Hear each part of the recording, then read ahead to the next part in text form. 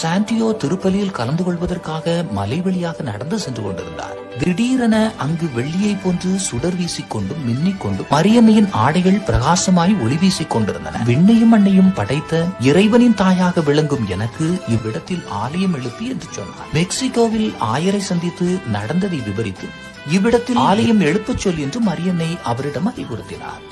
ஆயர் சந்தித்து சொன்னார். படிக்காத பாமரனின் பேச்சில் நம்பிக்கை ஏற்படாமல் அவரை திருப்பி அனுப்பினார். ஆயர் அவரிடம் மரியன்னையிடம் ஒரு அடையாளம் கேட்கும்படியாக கூறினார்.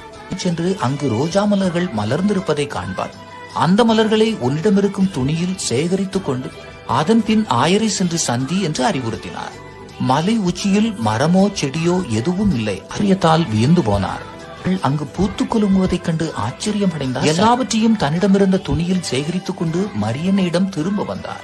மரியன்னை மலர்களை ஒழுங்குபடுத்திய பின்னர் மற்றவர்களுக்கு தெரியாதவாறு துணிக்குள் மறைத்து வைத்து ஆயரிடம் எடுத்துச் செல்லும்படி கூறினார். முன்னால் மகிழ்ச்சியோடு தோன்றினார்.